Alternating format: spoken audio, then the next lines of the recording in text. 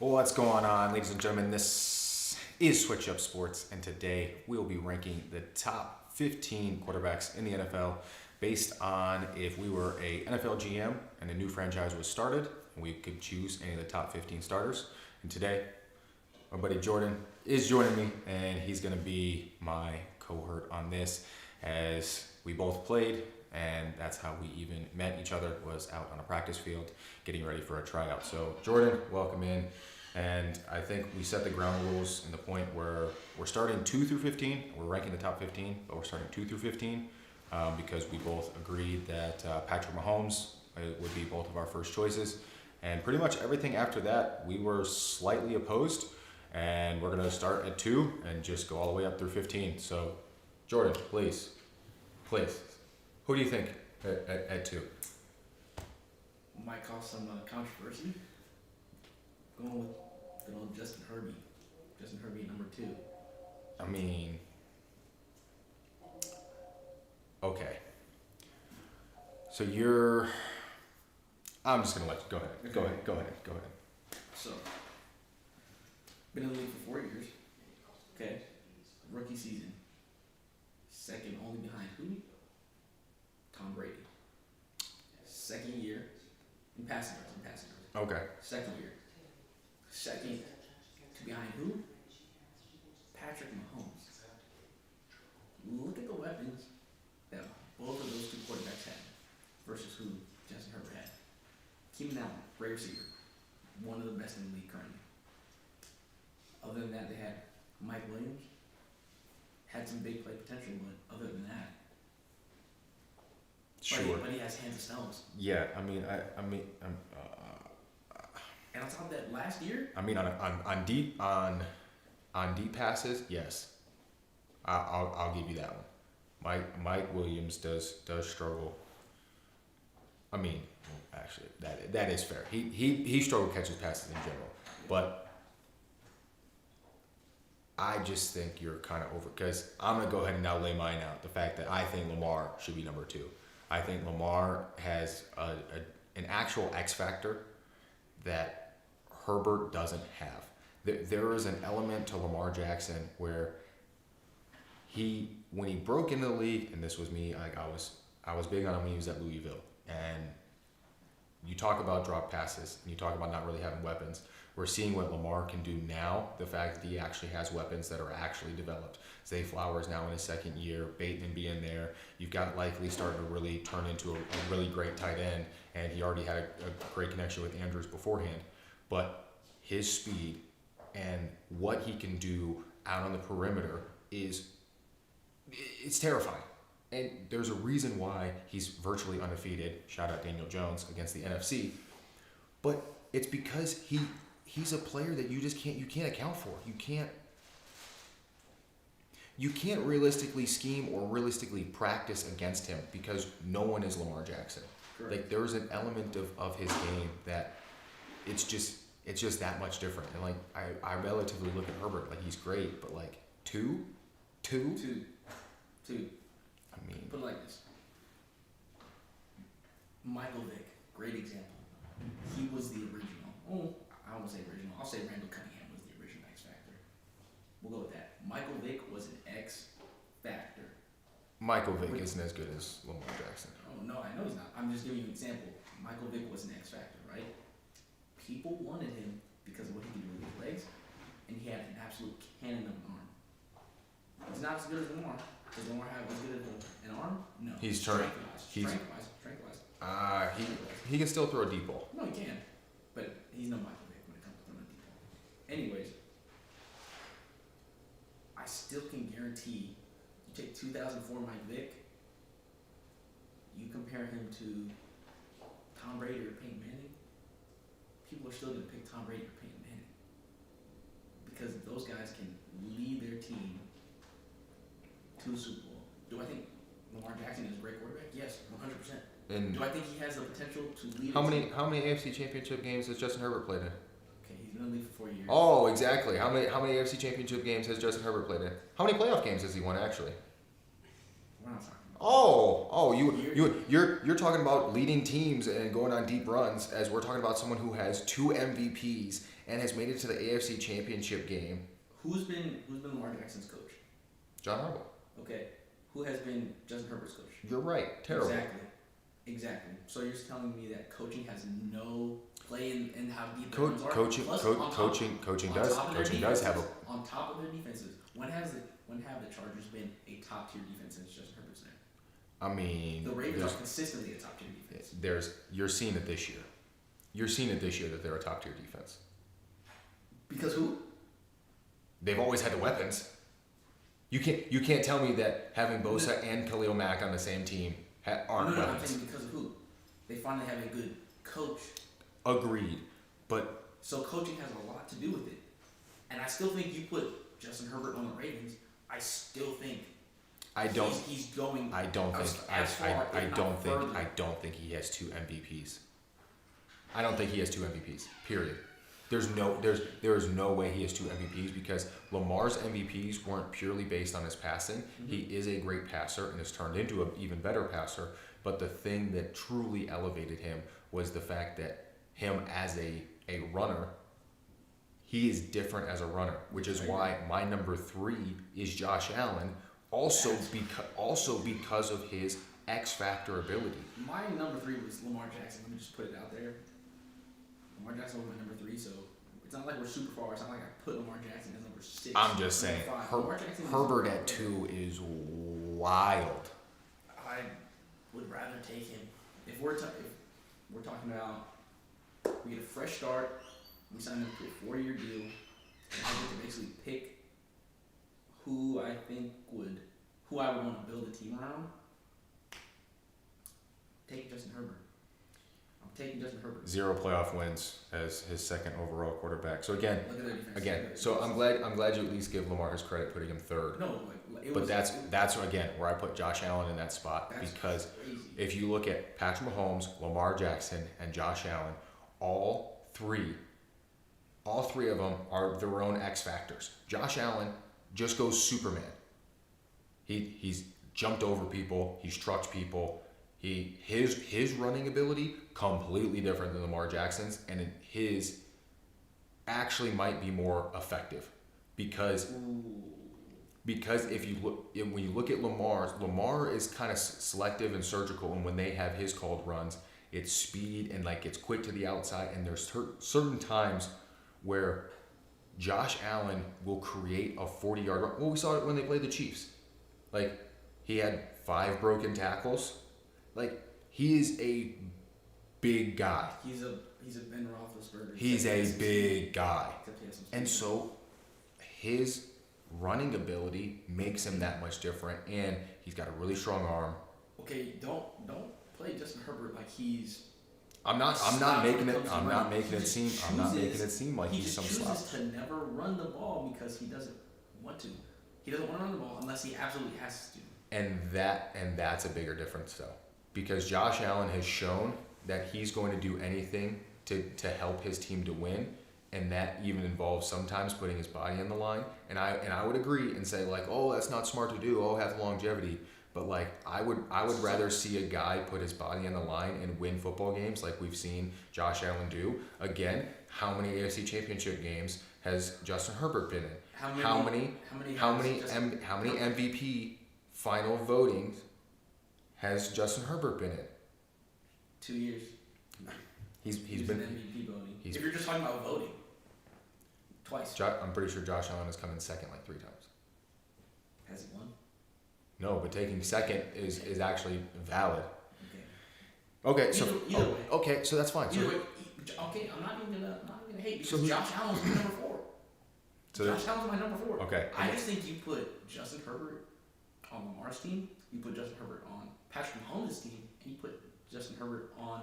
see, and I can't fully He will still do well. Yes, I can't fully yes. give that because we already saw, and you acknowledged it, and you're seeing it this year. Keenan Allen is just fine. Keenan Allen is just fine. He is a good receiver. How many good receivers does each of those teams have? Was Austin Eckler efficient? He was a runner. He was almost. I'm not gonna say He was both. But was No, he they used effective? The third down back. What was he at least average? Oh yes.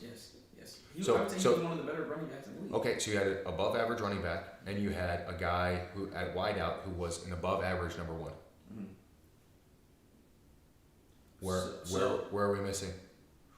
You're talking about be on their team, be on their team, this, that, the other, and like I get it, the coaching. Patrick Mahomes has how many weapons? Has had how many weapons throughout his entire? Tyreek Hill, And Travis Kelce. okay, That's two weapons. so two, and then you took one of them. and they played together. You're right, and then you took one of them away, and Patrick has 2 MVPs and 2 Super Bowls since then. Does he not still have a solid wide receiver core? You're really trying to tell me that Skylar Moore, Juju Smith-Schuster, and Valdez-Scantling. You're really trying to tell me McCole Hardman is a top tier receiver. Do not play with me.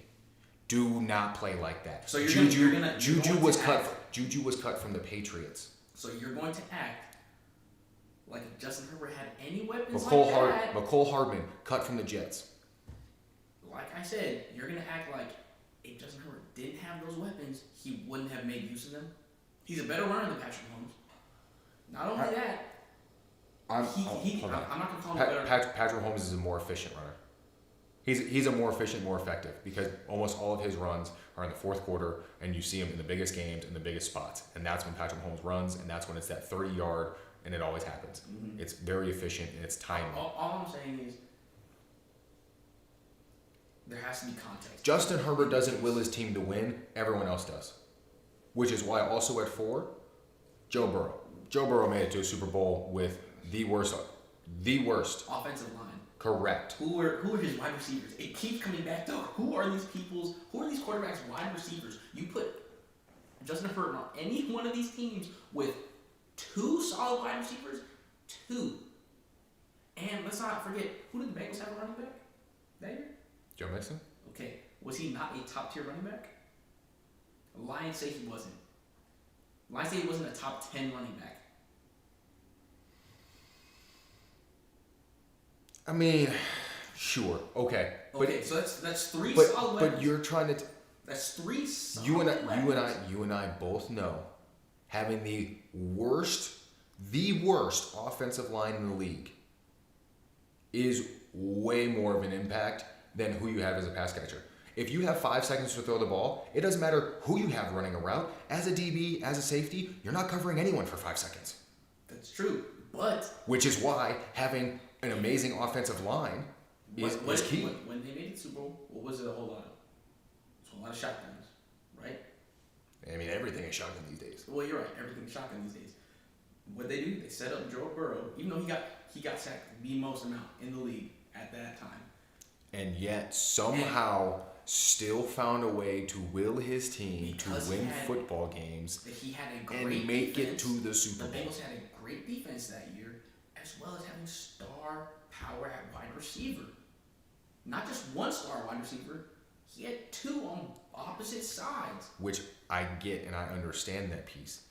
But I'm more talking about the fact that you look at which is more important, which is why the second highest paid player on every NFL roster is a left tackle. No, I know. For the specific reason of the offensive line is way more important. So if you have the worst offensive line and no one has ever realistically taken a terrible offensive line and gone to the Super Bowl, that's exactly what they did. And the numbers that Joe Burrow continues to put up, granted, yes, I agree with the point that yes, he has weapons, but just having the weapons, and when you ball out with the weapons, you have to also then give him his flowers and say, okay, you're actually doing it with the numbers. Then you can't just hypothetically be like, oh, well, I mean, I get that he's 50 yards less than him in averages per game, or he doesn't put up as many touchdowns. And it's but if you gave him the same weapons, he'd do better. And it's literally what you. I don't think he would put up better numbers. I don't think he would put up better numbers. Interesting. Justin Herbert, who is his number 1 receiver this year? Quentin Johnson. Who? No, he's not. It's That's their number 1 receiver. No, that's who's their best receiver? That yeah, Macaulay, McCakley, something Yeah. like that. Who? Who? Don't get me wrong. If you see this, shout out you. You've been balling, man. But you're telling me he's on par with any of the other Or receivers? is it McConkley? I think it's I McConkley. think it is McConkley. You're telling me he's on par with any of the number one wide receivers on any of the other 4 players we've named teams? Sure, Who? because you No, I'm asking you who. because Who's at the same caliber? you think the Chiefs have these amazing weapons, and I say the Chiefs don't have amazing The weapons. Chiefs have Travis Kelce. Is he not one of the best receivers in football? I know he's a tight end. In the playoffs, yes, but in the regular season, no. You The last 3 years, his number 3 last year. this I'll year. give you that. I'm saying this year and last year, and then the year before that, his numbers weren't fantastic in the regular season. They were still top. They were top good. Receiving. No, they were still top receiving. They were numbers. good, They were but still even top okay. So receiving even numbers. okay. So we'll even give him that. So this year and last year, his numbers are down in the regular season, but his numbers in the playoffs This year's terrible. is where it's at. Terrible. And they were down last season. And so you look at it and say, okay, he's not a top wide receiver in the league, and again, he's a tight end. So So Rashee Rice isn't there. Juju's been hurt most of the time, and now D-Hop just showed up. You're right. He just showed up. Who did they have before D-Hop? There's Again, A solid- no one. Rashee And look- Rashee Rice got hurt like the first month. Look what happened. How has Patrick Mahomes been doing this season? Winning football games. Through his play? Winning Or through football. his team? That's not what I asked. I just want you to answer that question. Patrick Mahomes has been the most effective fourth quarter quarterback in the league this year, which means he's played his best football when the lights have shined the purely brightest, the pressure was highest, the moment was biggest, and he came in clutch. And he has the people around him to be You able can't to keep do that. you can't keep saying the people around him. You can't keep saying the people I'm around telling him. you, We basically just came to a conclusion that it's like Travis Kelce is having his worst season ever, and he had numbers that were down last year, and we can't even name who another number 1 wide receiver is on their team. The fact that D-Hop just showed up 2 weeks ago. And that's why his touchdowns are so low and his interceptions are so high because he doesn't have anybody. And I'm granting that. He's had 3 touchdowns in 3 games this year and 0 interceptions in those games. He also has these. And You're gonna have Patrick to know this. Mahomes. It's either the second or third most interceptions in the league. At one point, he had the most. I think it was actually 2 weeks ago. He had the And most. I in the think league. in the last, and I think I like how we diverted into this. Like I'm defending Patrick Mahomes and all of this stuff because it is true. No, I love. Don't get me wrong. We both said Patrick Mahomes is number 1. I'm not arguing that. Right. I'm just trying to make the point, and it's just like you make it seem like he has weapons when he doesn't have weapons. When did D-Hop get there? Like 3-4 weeks ago. And Patrick Mahomes' numbers have been better. great. Oh, interesting. Since- So with I'm just saying. You're right, having a legit wide receiver. But I don't even think he. So how many games have they lost this year though? One. They've lost one. Oh, game. One game. so he's played a majority of his games with no weapons, but then somehow he still wins. Have you seen their defense? Who were their weapons last year? Have you seen Who were their weapons last year? Have you seen their defense? Who were their weapons last year? Have you seen their defense? Defense wins championships, and defense will keep you in games. Guess what? And I'm giving it to Pat because he can. You know what keeps you in games too? Picking up first downs. No, it doesn't keep you in games. Throwing interceptions. I mean, again, I put Justin Herbert, so he's my 5. So like that's where he's at, and I don't know even who you have 5 is. Who? Joe Burrow. All right. Literally, it's just it's shifting down. Okay, I put Herbert up. so who's your 6?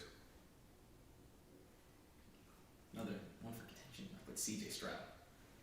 C.J. Stroud. Who was your number 6? Jalen Hurts again. Just so everybody knows, me and Quinn literally had an argument about who's better, Jalen Hurts or Jordan Love. And the fact that he's putting Jalen Hurts before Jordan Love, He's played in a Super Bowl. it's crazy. He's played in a Super Bowl. It's crazy that when I bring up these things. Okay, hold on. So Here's a quick side caveat. We're GMs in this hypothetical, and the quarterback that you're bringing onto your roster, you're not absorbing their contract. They're starting over like you drafted them, but it's the current player right now, and you're signing them to a 4-year deal. Who do you think you can win a Super Bowl with? Who do you think you can be most effective with? That might make some of this kind of wrap together, which is why you might see some of the older guys get pushed down to the list based off of, hey, we think current, and then for the next 4 years, this is kind of the way that their ranking is kind of shaping itself out. So the fact that he made it to a Super Bowl, and you're seeing what they're doing this year, they're on a 7-game win streak, and they are lighting teams up. You're about to hear something that you don't want to hear me say. Saquon is playing lights out. Look at the weapons around him.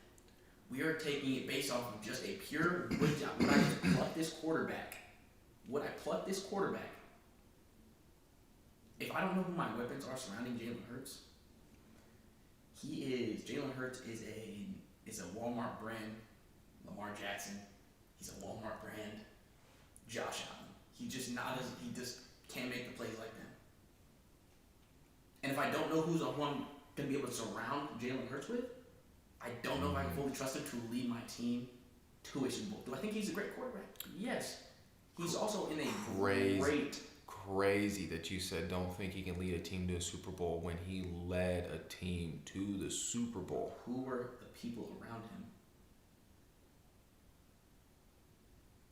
AJ Brown was there. Yes, he was. Devontae wasn't there yet though. Correct. He was not there then. And they had. It was 2018. And they had Kelsey at center, and they had. They had a solid O-line. They had. Who's their running back? I'm just trying to think. They had the guy that's now Zach Ertz was their tight end. Oh no, it was Dallas Goedert was their primary tight end. Was it still on the field? Weren't they both on the team then? I think they were both on the team, but Dallas Goedert was their primary target. And then who was their running back? It wasn't Swift, was it? No, it was. Because that was before Swift. It was Swift. Swift was there just he was the It was. Man, Yikes! This is bad. The fact that we're blanking on it. That's kind of either way. You're decent weapons. Decent weapons. You're right. AJ Brown, top tier wide receiver. But the point was. No, he also had Nelson Aguilar. Shout out Nelson Aguilar.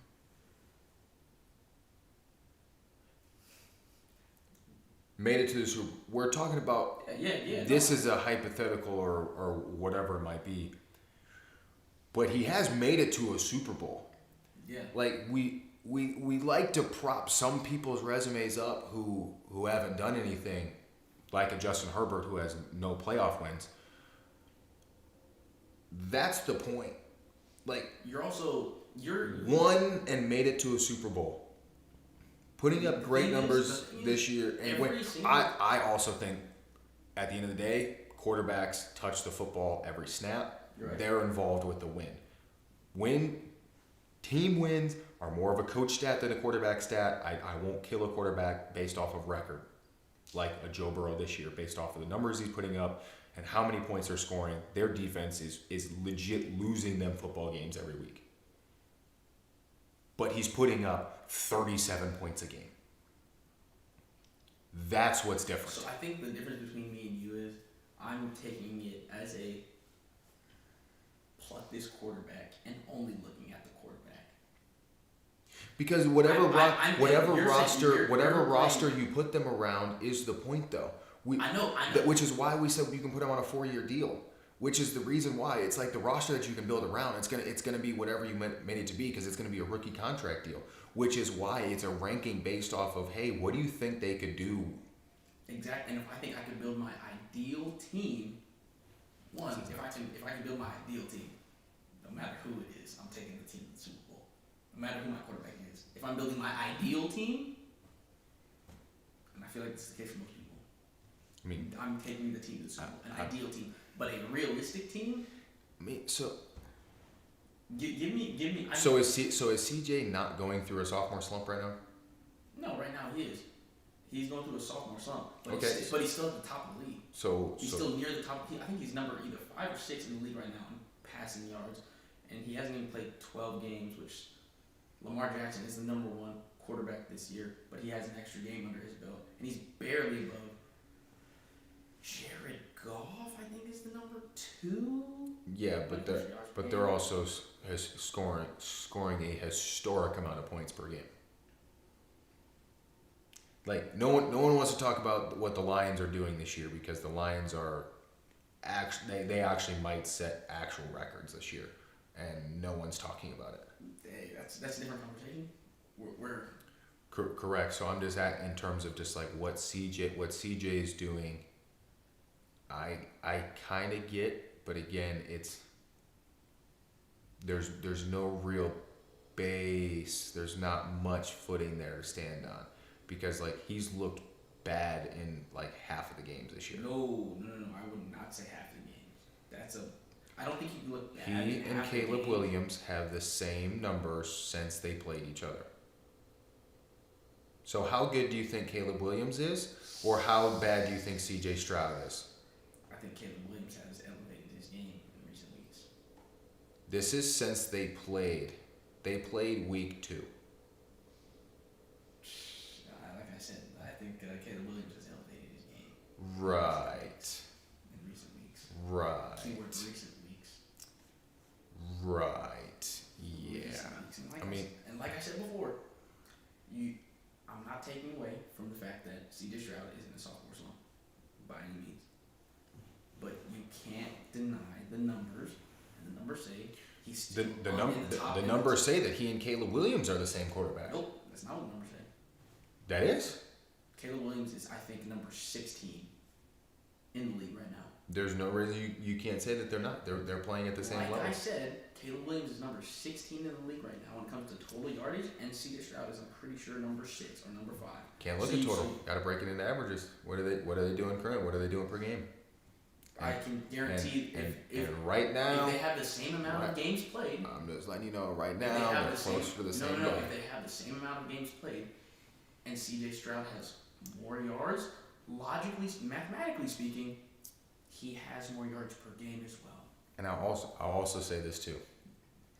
Maybe instead of going on as many podcasts as he wants in the summer, maybe he should be taking that time to train during the off season, so that way he can put up better numbers. Cause he's like I said. What do you mean? He's still in the everyone's right now. You're saying yes? He could. Every quarterback could have been doing better. The best quarterback in the league right now, Patrick Mahomes, could be doing better. That's neither here nor there. Fair. But like I said before, C.J. Stroud is still, with this sophomore slump, still in the top tier quarterbacks in the league. That should tell you how good of a quarterback he is. Sure. I mean, either way. He's coming up in my, because I've got Jordan Love at 7.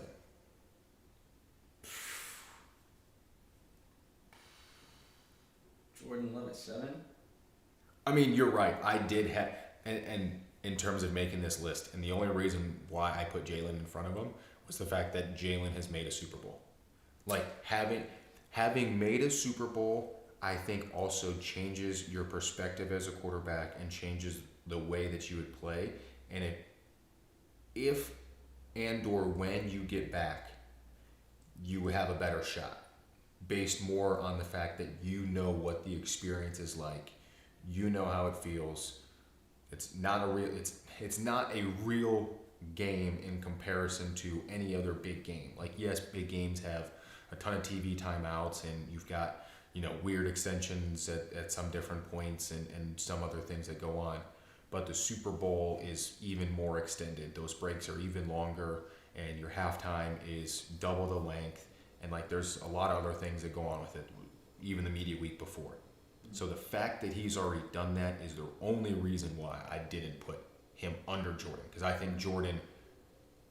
think they have very comparable skill, and I think Jordan, realistically, I think they're really at the same level. But I think Jalen is doing this, and I think Jordan is doing this. So they're at that crossing point of, hey, we're right here, and they're about to split. Just a reference, you guys see me on my phone. I'm not cool like Quinn. I don't have my notes pulled up on my laptop, so I so don't mind me. Anyways, my number 7, Jalen Hurts. I mean, that's fair. I mean, Number 7, I mean, Jalen again, he was 6 or So- 7 in my book. So, Hurts. So At that's not- 8. we're not too far away. We're not too far away. When it comes to that. but at 8 is where I put CJ Stroud. My number 8 is Jordan Love. Like he already explained, all of Jordan Love. I think Jordan Love is becoming a really good quarterback in the league, and on top of being a really good quarterback in the league, he's not like he has an extensive amount of weapons either. So I think Yeah, and they're all young, and Exactly. you wouldn't really say. I mean, I'd say Christian Watson is pretty much the level of average. Like I would say, like he's a pretty good midpoint. I'd say when it comes to like wide receiver ones, He's a pretty good midpoint, and realistically, I think that's part of the reason why the Packers have actually been so solid for so long, is they never get guys that are below average players, but they never get guys that are in the top like 5, but they always. I mean, yeah, okay, Aaron Rodgers, yes. Oh, are you talking about just quarterback? I'm talking about like overall, Who's like that, I who's feel. that wide receiver that they had for a long chunk of time? Guy with the braids. His name was Devontae something. Devontae something. You would call him a top 5? Devontae, was it Adams? I mean, They had two top tier threats at quarterback and receiver. And on top of that, let's not forget but Aaron Jones. Top tier running back.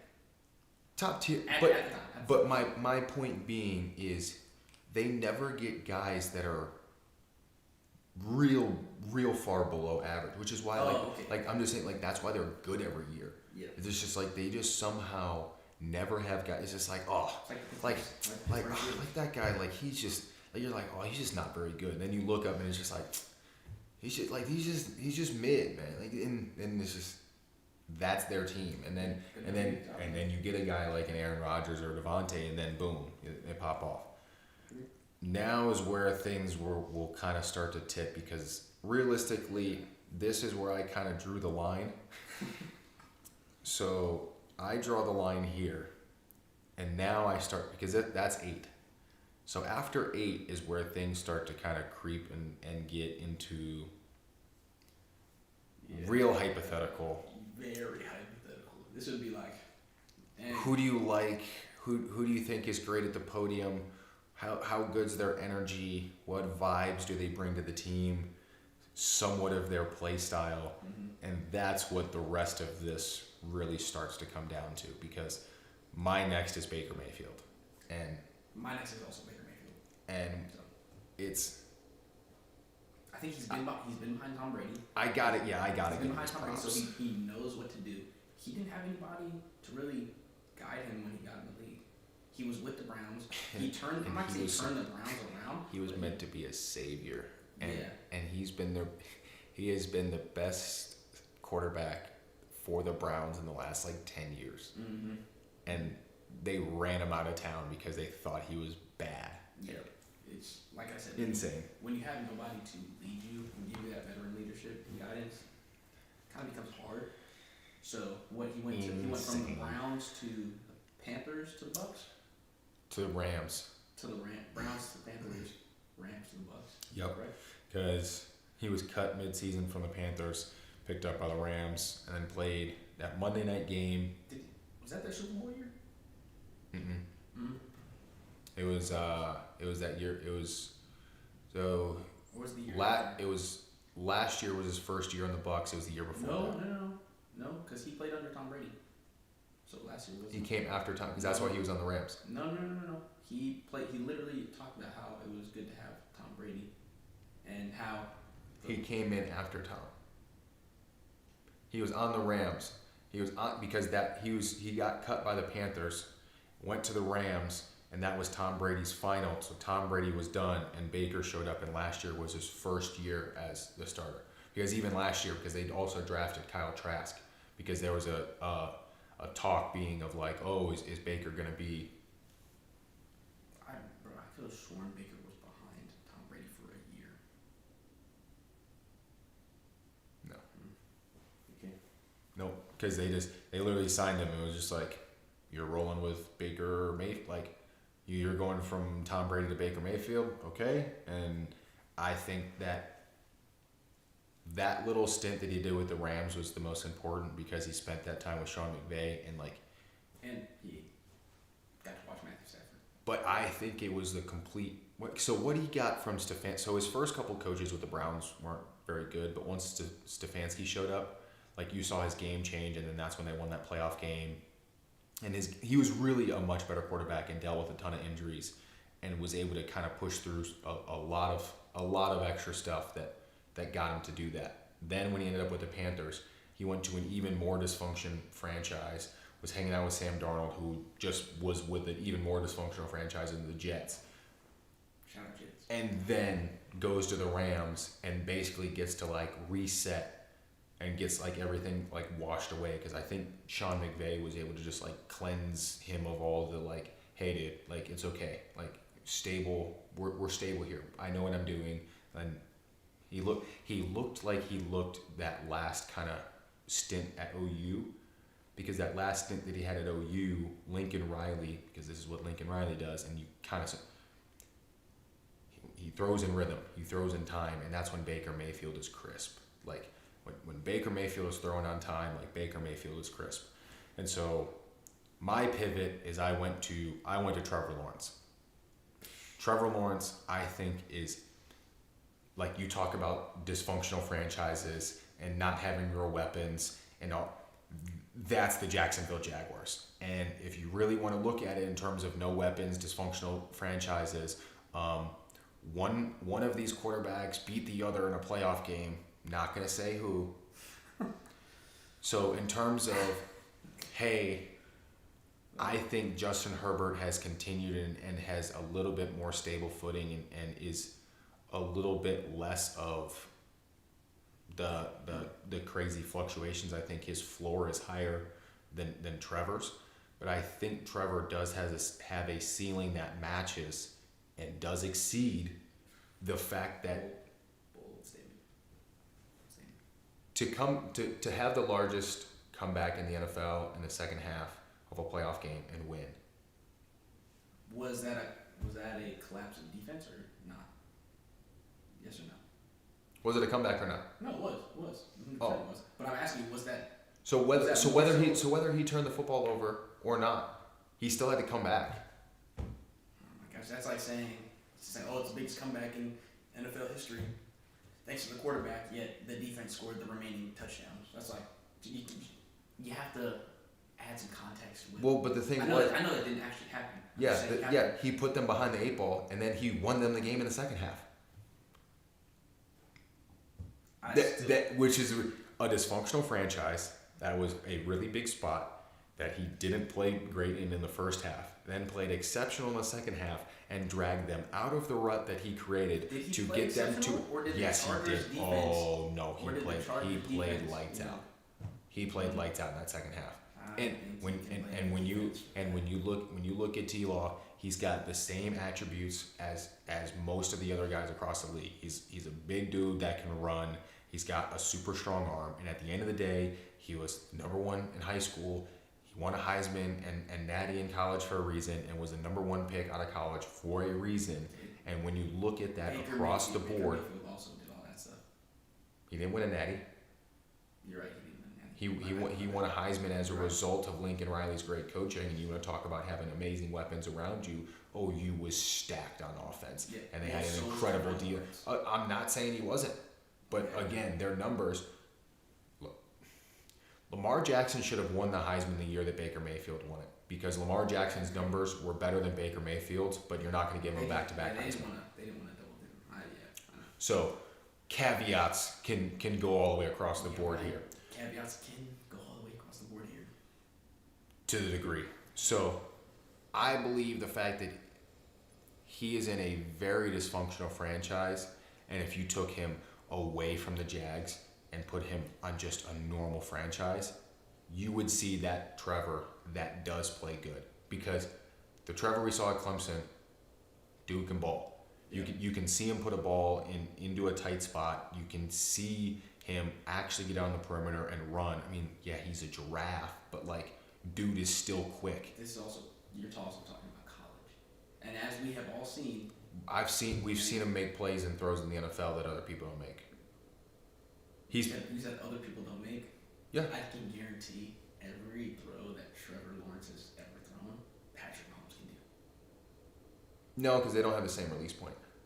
That's more my point. Is Trevor Lawrence has a different attribute based off of his size that other guys at his size also. We're talking about putting the ball where it needs to be, not a release point. We're talking about putting the ball where it needs to be. Yes, and certain platforms and certain throws. But yeah, agreed. And Patrick Mahomes is a different level. But I'm saying Trevor has that ability. Okay. I don't know, who's yours? We're at one. See, this is where I was. Yeah, we're at 10. We're at 10. So this is the top 10 here. And so this is where I kind of. Did you read who mine was? oh, who you got at 10? I got Brock Purdy at 10. A very system quarterback, and I think give him most offensive-minded coaches, Brock Purdy's gonna do solid. That's what I think. Don't put him, don't put him in the Jacksonville Jaguars. Don't put him in the Carolina Panthers. Exactly. So if you took Trevor Lawrence and put him in the exact situation that Brock Purdy's in, do you think Brock Purdy is better or worse than Trevor Lawrence? Okay, yeah, you're. Exactly. Yeah, you got me on this. But we're talking about. Talk about carried by weapons. Yeah, no, that's Brock why I said Purdy. He's a system quarterback, and I know that if you give him an offensive-minded coach, which Trevor Lawrence hasn't had, I'll give him that. He's not had that. Give Brock Purdy an offensive-minded coach, he's gonna succeed, no matter what. I mean, Top 10, and he's young. He's statistically, been in the top tier of quarterbacks since he took over the starting position. Like I said, very system driven. Very system driven. It's the 49ers. The 49ers are also doing. This is why you have to use your eyes to watch the game, and you can't just rely fully on stats. Which is in part why like neither one of us have Dak anywhere close to this list. Very true. Because of that. Yeah, but he's not touching my top 15, which is crazy. I have some people in here that people are gonna be surprised about when it comes. And so I mean we can start to rattle off through. I mean, so sure, like I'll give him that. He, at the end of the day, it does come down to you have to still win the football games. You can't turn the football over. He is smart with the football, but he does a good job of handing it off to Christian McCaffrey, helping him get the lead, and like that did play a very big role. And I think you're seeing it this year. Hey, the other people, Brock Purdy's playing about the same level. Yeah. The people around him aren't playing as good, and the 49ers look terrible. That is a big thing. You're right. Like I said, he's a pure system quarterback. Is he going to turn the ball over like that? No. Do I have faith that Brock Purdy is not going to put me in losing situations? Yes. Mm-hmm. I have confidence that he won't put me in a losing situation. That's why I put him so high. It's because I think that no matter what, he'll be able to keep us in the game. Whether or not, my defense, just completely drops the ball, I can't blame that on my quarterback. Yeah. Can't blame it on him. Or whether or not, my star running back gets put on IR, a couple minutes before the season opener. Can't put that on my quarterback. So Their running game was not an issue this year. All right, at 11. Well, it's a completely different can of worms because San Francisco has a plethora of solid running backs to go through. San Francisco always finds a way to have good second, third, and fourth string running back, which is insane, but that's a different topic. He made my point. So at 11, I put Caleb Williams. Again, if you use your eyes and you watch the games, this is one for me where it's just like when you actually watch the games, I look and I see again the plays that have been made the same way you can look at some other, whether you're looking at Bo Nix, whether you're looking at Jaden, and you go, oh, well, they had this play, oh, they had that play, oh, this, that, the other. And it's like, Caleb has just as many big plays. He has just as many big throws.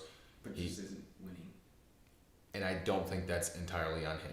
Like No, you can it's you not. can look at the fact It's that the Bears organization. It's the Bears organization. complete dysfunctional franchise. Yeah. You lose on a Hail Mary, you lose on a blocked field goal, you lose on Not only- a game in Not only do overtime. you lose on a Hail Mary, you lose on a Hail Mary after your safety is turning around to the fans, bragging. That's a culture thing. That is 100% a culture thing. It's been a losing franchise for the last. I mean, realistically, the last 20 years, but for sure the last 10 years, and that's kind of tough. And you're seeing it. I think it's the same thing that Trevor Lawrence is a part of. I don't think Matt Eberflus is a very good coach. I think we clearly saw that Shane Waldron wasn't a very good OC. And I think you're now seeing, hey, Caleb get a little bit back to what he was doing in college. He's not holding the ball. He's just being allowed to go out there and make plays. He's not scared to turn the ball over. It's just like, hey, dude, just go play football. And I think that talent is starting to show. And again, based off of the next 4 years, I've seen, based off of from week 1 until now, the jumps that he's made, how much better he looks now, the more efficient that he is now, the plays that he's making on a more consistent basis now, and in this huge slump in this thing that he went through, and you want to talk about not turning the football over, he doesn't really turn the football over, and I think that's a massive difference, especially going from Justin Fields to that. Like Justin Fields turned the ball over just thinking about it. Like it was every game there was a really bad turnover, whether it was a fumble or just a terrible pick, and Caleb just doesn't do that. So Caleb will eat the ball and take the sack to give up the punt. But if you have a solid defense and you can just get back to it, like that eventually is going to turn into them winning football games, because they're kind of at that turning point. They're starting to lose close, which they're at that next flip where then they'll start to win close. But I'm in agreement with the culture thing that I think it needs to change before they really start seeing a bunch. I agree. Like, we're on the same page about that. I did not put him at my number 11. My number 11 is a rookie, Jaden Daniels. But he has taken the Washington Commanders. Apparently they want to bring that back, by the way. So there is a chance that might come back. I don't know how real that story is. I've heard reports that people want to bring it back. So there's a chance. Washington Commanders quarterback Jaden Daniels, but he's been playing solid ball. I think it's the last 2 weeks he's lost though. He hasn't looked great the last month. He hasn't looked great the last month. He hasn't looked great, but I still think he looks better than Caleb Williams has. So I would trust my franchise to him more than I would Caleb Williams. I will also say Jaden Daniels has more weapons on the outside than Caleb Williams. So I can't even fault Caleb Williams for that. All I can base this off of is what I'm seeing. And I see a better upside to Jaden Daniels. I mean, he took the franchise as a rookie, turned it around. Not completely. I'm not saying they're the best team. No, I'm not. The Eagles are the best team. Yeah, I'm not saying they're the best. The Eagles are the best team in that division. But still, the fact that he has done what he has done with the Washington Redskins, that I respect, and I'm like, okay, just based off of what I have seen, I would like to take a shot on that. It'd be just like if I had only seen like one season of C.J. Stroud, or just, I say the first half of the year last year of C.J. Stroud, people were like, oh yeah, this guy can actually ball. This guy's pretty nice with it. That's why I'm seeing Jaden Daniels.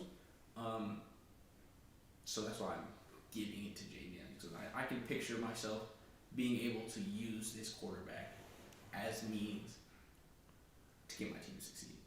So yeah, he hasn't been playing the same ball as he did when he first got in the league. Yeah. Like when he first got in the league, everybody saw him and was like, wow, this guy balls. Has he gone down? Every quarterback has a slump, and especially he's a rookie. Rookie with no type of, not leadership, but no type of, again, kind of call back to Caleb Williams, no guidance to be an NFL caliber quarterback. All he can do is do what he thinks is right to be an NFL caliber quarterback, which, they don't know. Neither do they know. So. Yeah, it's the save the franchise syndrome, and that's where the main issue resides. So, I went these next couple, I went old, and so I started to break into what what guys I think have some talent. So I think, and my next is Matthew Stafford, and the reason behind is But like he's 36 years old, by the way. 36. And you won it for a 4-year? You think he's good enough to play till 40? I don't think so. That's where I'm Matthew Stafford can ball. Matthew Stafford at this point is the only quarterback in the NFC that has a ring. That's something that like you have to take into account. He's done it. He's actually won one, and when you give him the weapons, he can play. Like he was a number one pick for a reason. He balled out in Detroit, and again, they were just a losing franchise. They had no talent around him ever, and now you're starting to see that. I mean, I'll quickly get into my next is Jared Goff, and the only reason I put Matt above Jared Goff is the fact that Matthew won a Super Bowl with the team that Jared Goff got kicked off of. And then Jared... You've never gone to the Super Bowl with that team. Yes, but didn't win one. You're right. And played his worst game in the biggest spot and just looked horrible. Okay, but also give credit to that Patriots defense. Holding Fair. them to 9 points is Fair. insane. That was like old school, like 2000s football, like pure defensive football for on both sides. It was 12-9. Nobody expected that kind of a game, especially with that Rams team who was pretty electric when it came to scoring. Like, keep that in mind. Let's not just downgrade Jared Goff there. I'm just saying, I put Matt above him based on the fact that I think Matthew is more talented than Jared Goff is. When I use my eyes and I watch the games, Matthew Stafford is more talented. He's a lot tougher and he goes through a lot. I'm not picking up a 36-year-old quarterback. I'm sorry. I'm not picking up a 36-year-old. Jared Goff, I think he's 32. I think he's either 32, 33, something like that. I'd rather sign that to a 40-year deal than a 36-year-old quarterback. Again, purely off of he's good. I mean, I don't know. The Jets just signed, they signed a 40-year-old guy off of they brought him back after a torn Achilles. Anyways. So, my number 12 was Jared Goff. and did you go Goff Stafford? Nope, didn't go Goff Stafford. My number 13 might shock you a little bit. Like I told you, I'm not signing a 36-year-old quarterback. My next one. I'm listening. I think this guy is 34, 33, 34. I'm listening. Geno Smith. Geno Smith.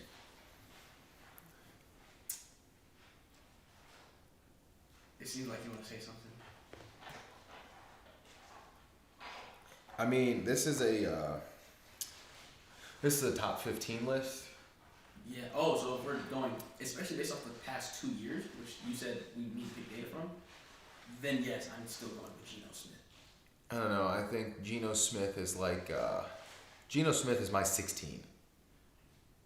He is the real, like he's either 16 or 17 because I feel like he is the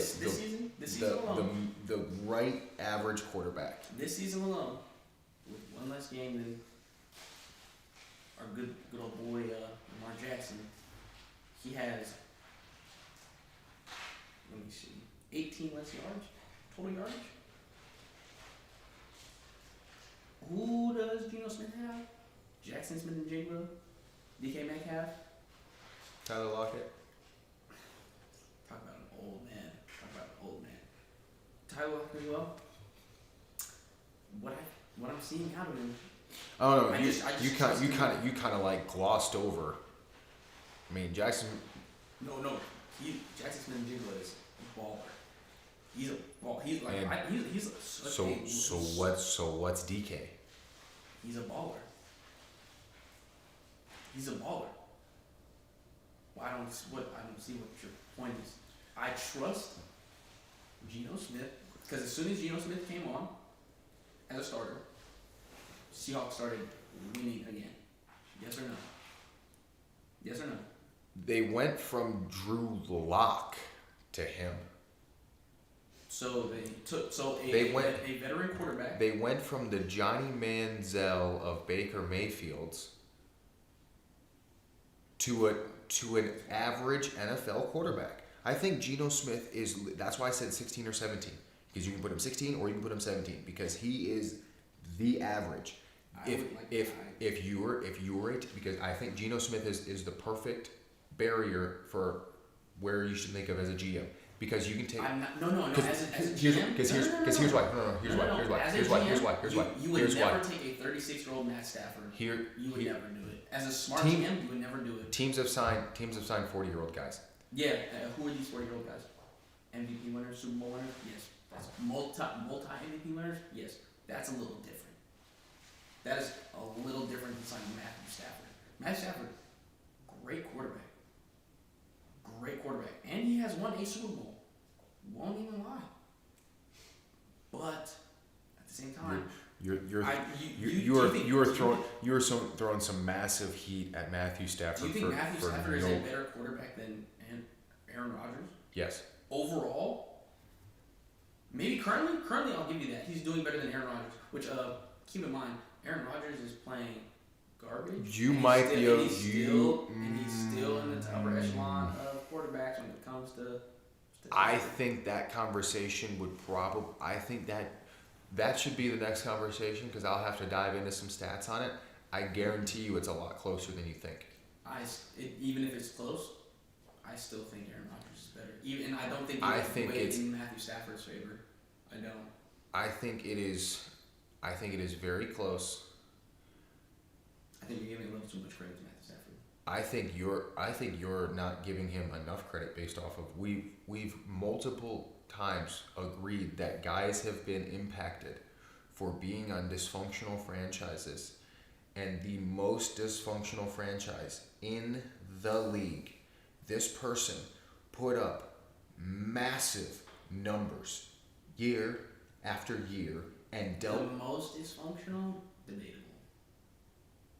It's them and the Browns. There is nothing else. Have you heard of a team called the New York Jets? Yeah, the Jets wish. They're in the longest postseason drought out of any team in the league. You realize that, right? Because the Lions at that time would have wished to be the Jets. The current Jets? You think the Lions would have wished to be the current Jets? I don't know. The Jets have a couple wins. When was the last time the Jets went 0-16? Okay, that's different. Yeah. That's different. Dysfunctional franchise. It's different. Dysfunctional franchise. How long did the Lions go without making the NFC Championship game? Because the Jets were there. The last time the Jets were there was 2008. No, they weren't. Yes, it was. Or sorry, 2009. No, 2013 with Mark Sanchez. It was either 13 or 14. Positive. No, because I wasn't in high school when the Jets made. They made the AFC Championship game. I was not in high school when the Jets made the AFC Championship game. I promise you that. I promise you. I was still in elementary school when the Jets, or maybe middle school. Middle school. Most recently, losing to the. Oh wow! No, they should. There's a lot of stuff on this page. Okay. Because LaDainian Tomlinson had his breakout year with the Chargers in I think 2006, 2007. Moved to the Jets in 2008 or 9. The next 2 years after that is when they made the AFC Championship game. No, the Chargers went against the Jets to go to the AFC Championship game 1 year. I think that was LT's last year for the Jets. I think it was like 2008. So it would have been 2008, 2009. Is what Ryan, so here, alright, so there it is. So the Jets would take. Rex Ryan was hired in 2009, and that year the Jets took Mark Sanchez with the 5th overall pick. Ryan and Sanchez led the team to back-to-back AFC Championship game appearances during their first 2 years, so it was 9 and 10. So I knew it wasn't 14. I knew it was around 2008 time frame. I knew it wasn't 2014. Okay, it was. Either way, it was 9 and 10. I just knew it was with Mark Sanchez. For some reason, I feel like Mark Sanchez was like hot in 13 and 14. I don't know That where was my that was butt fumble era. where my numbers get thrown off because I also forget that Matt Leinart was that early because like for some reason 2004 was when he got drafted. which is why it feels so weird because I remember like when you think about the USC Texas game, but like all those dates get like thrown around and like that's why Mark Sanchez I thought was like older because again like I was forgetting when I watched him in high school. So there you go. Yeah, like I said, I know my days pretty well. Not 100%, but I know my days pretty well. I know we've been bad for a while. Either, So, either way, that was 14 years ago when you went to 2 back-to-back years. mm-hmm. The Lions hadn't been for 30 years. Mine's headed to where? Playoffs? The NFC Championship game. Okay, well, I'm talking about the playoffs now. When was the last time the Jets went into the playoffs? You want to know when? Those AFC championships. I was gonna say, I was like, Those AFC championships. they haven't done anything since then. But it was only 14 years. What was the chunk of time that the Detroit Lions just made the playoffs? Not the championship game, just the playoffs. What was their longest stint? It, Had to have been in it a was 30-year period. it was long. All I'm saying is, yes, the Jets are dysfunctional, and I would argue that they're one of the most dysfunctional teams ever right now. You're gonna fire your head coach that made your defense a top tier defense, even this year. Okay, so the Lions had the longest active playoff drought in all 4 major conferences For how long? because for 31 years they didn't win a single game in playoffs. When? No, I'm talking about. I know, going. but I'm just saying in 31 years they didn't win it all, and then. So-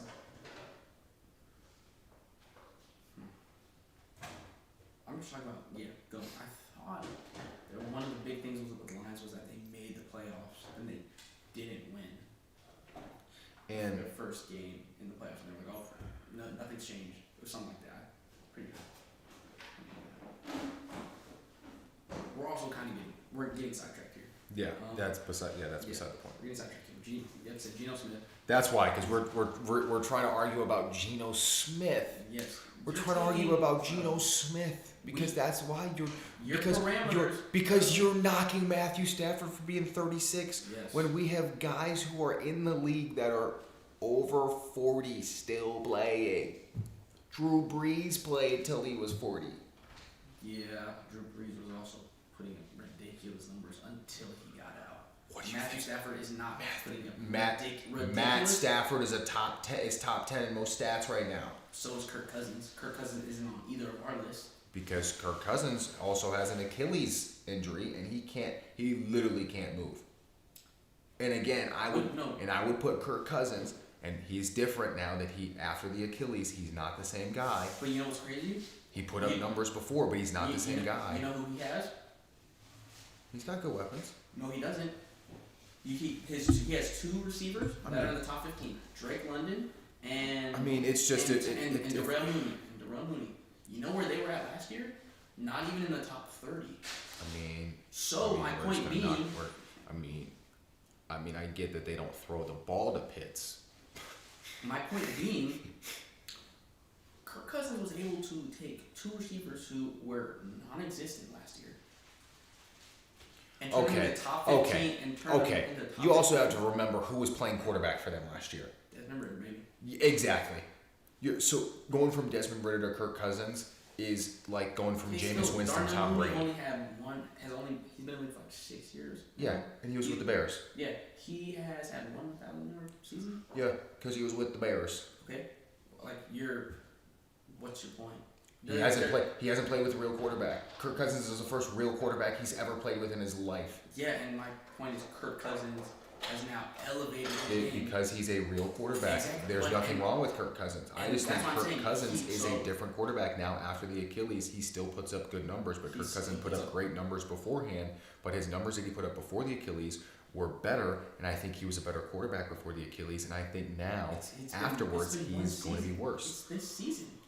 It's been one. You're saying he's a different quarterback. He's still Yes, top, and he's number not five. as He's number not five in as total good as he yardage. was. He's number He's 5 not in as total good as he yardage. was. He also doesn't have the weapons that he did either. I would Not say sure those who. guys are just fine. I just don't look at Kirk the You same. think? I think you combine Drake London and Darnell Mooney into one person. They're still nowhere near as good as Jay Jettis. I don't even think they're as good as Justin Addison. Jordan. You think that those two are better than Justin Addison? Jordan Addison. Oh yeah, my bad. Jordan Addison. I don't know why I said Justin. Jordan Addison. Oh, it's probably because I just said Justin Jefferson. You think that I don't know. those That's two are better? that's a. I mean, I'm not trying to say those two. I mean, I think those guys are more comparable to Jordan Addison. I still think Jordan Addison is better. I've seen Mooney make some plays. And London's pretty talented. Again, they're a talented squad, but that's it. It's neither here nor there. And so my neck. But the point is, yeah. Max. So I'm just saying. So is Kirk your next after Geno? No. The reason I did. Over here defending Kirk Cousins for what? No, because I'm trying to say you're like, oh, well, he still puts up ridiculous numbers, and I'm like, yeah, so does Kirk Cousins. That doesn't make it so I'm gonna put Kirk Cousins on my list. Top 5 receiver. Hey, guess what? Kirk Cousins last year before Kirk he was Cousins killed. also doesn't have a Super Bowl. You're right. He doesn't have a Super Bowl. Because Matthew Stafford does. That's the other point. Matthew Stafford has a Super Bowl. Matthew Stafford also had a great defense playing for him. When has the Vikings defense been? It top tier? was just fine 2 years ago. You think it was at the Rams level when they won the Super Bowl? I mean, they had Aaron Donald. And Jalen Ramsey. And Eric Weddle. I'm not saying Eric Weddle was a top tier safety at the time, but that boy balled. Eric Weddle balled. Imagine coming out of retirement to play for the Rams for 2 seasons and winning a Super Bowl, and you changing the secondary's mindset. That's good squad, good players. Either way, Matthew Stafford's better than Kirk Cousins. Jaden Daniels is my next.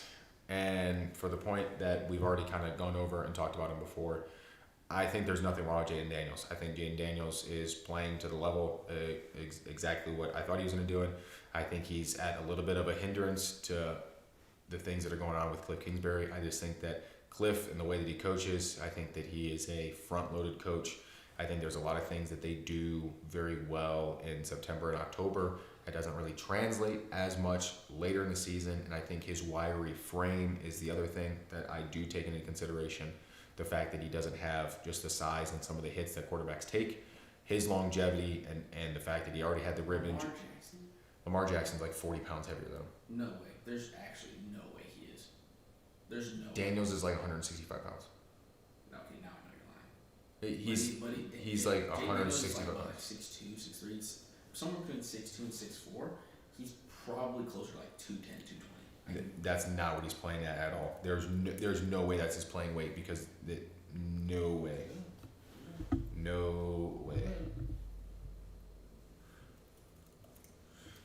So my next pick is another rookie. I want Bo Nix. I think people are sleeping on Bo Nix. I think he's been balling since he, has been a Bronco, and he's been with the Broncos. Hold on. Don't say people are sleeping on Bo Nix. Don't say people are sleeping on Bo Nix. Don't say people are sleeping on Bo Nix. Don't say people are sleeping on Bo Nix. You can go to someone's ex's account right now, and there is a tweet that is out there. Who? I'm gonna finish the tweet. There is a tweet that is out there that said Bo Nix and Michael Penix are both going to have better rookie seasons than Caleb Williams and Jaden Daniels. Okay, who said that? Me. Okay, so you're a person. I'm saying people. One. I'm just saying. I said Bo Nix was going to be immediately good. An exception doesn't make a rule. I'm just letting you know I want my own credit because I said Bo Nix, and I said it in other tweets too, that I think the Bears could have found a way to trade away and do a lot of things and still end up with Bo, and they could have gotten 3 offensive linemen. I just want, and you can fit, but I'm just going to say. People sleep on Bo Nix. Just because one person didn't doesn't change the fact that people sleep on Bo Nix. He's been doing well since he's been a Bronco, and it's the Broncos. It's not like they have super outstanding weapons around Bo Nix. I also think good old Sean Payton is giving Bo more leeway than he did Russell. Granted, Russell was a diva when he went to the Broncos. And Talking about Mr. Unlimited. Unlimited. Broncos country. That's right. But yeah, that's the way I see it. I think there's a lot of upside to him. I think the fact that he's shown that he's a pretty decent quarterback. He can ball with very little around him. He shows a very, very high upside in the league. So if I was GM, I'd be like, all right, I see that. I acknowledge that. I'm cool with making him my long-term quarterback, especially dude's young. Played at Oregon for 2 years. Yeah, he's only like 26. I think he played at Oregon for 2 years. They're literally trying to say.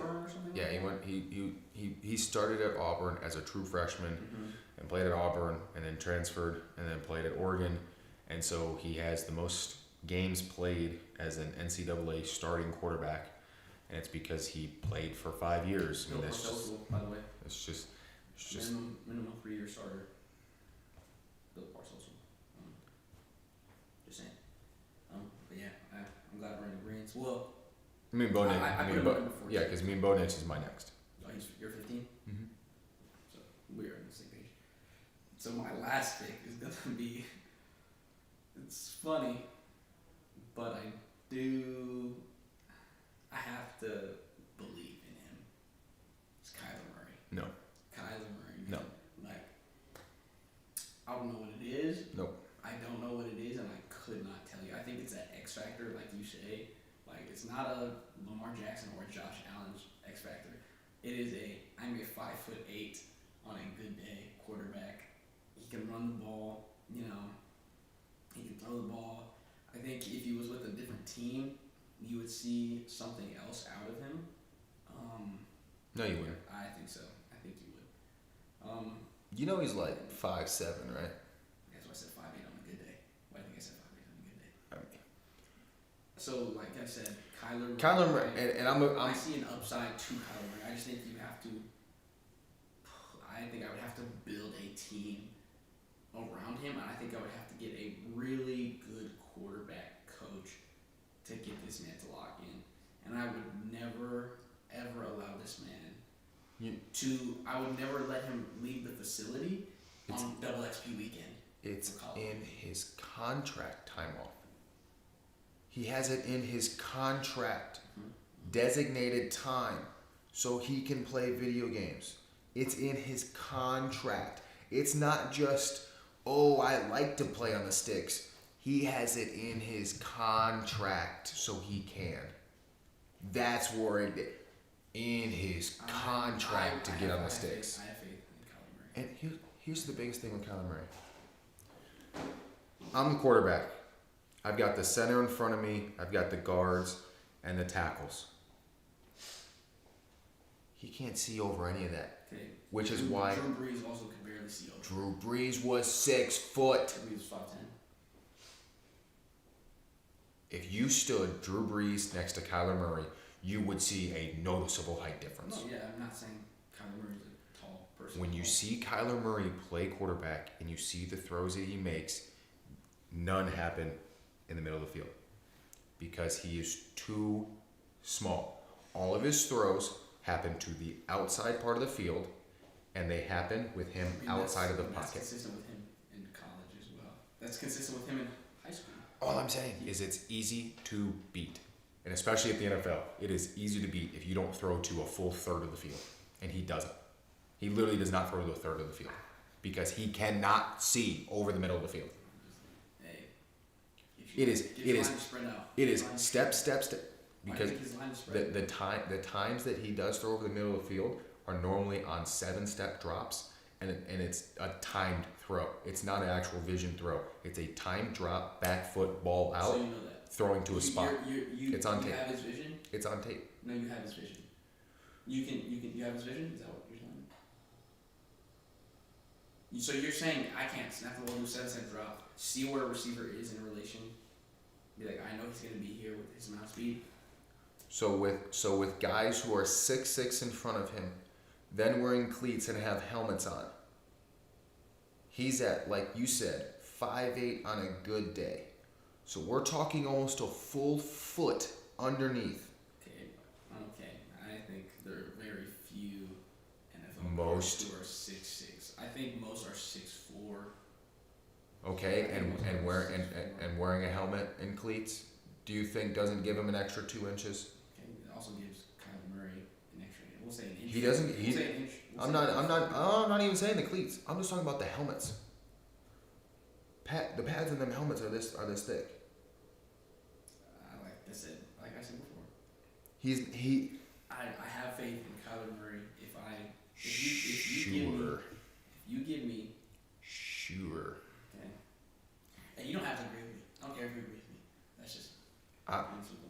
I'm actually just purely on this one based off like, hey, he just can't see the football field. That is my full thing. He can't see the football field, and he has it in his contract, designated time off, so that way he can hop on the sticks. Well, you know the reason why he has that in his contract is because he also has designated time to have to watch film. Most quarterbacks, you don't have to write that. I'm not defending that by any means. I'm not defending. I am just saying. Yeah, and I'm also just saying that, hey, I am just saying. They also force in the contract, like, hey, you have to spend this much amount of time watching film. So he was like, okay, well, if I gotta do that, then I get this much time. So, it's two issues. Something.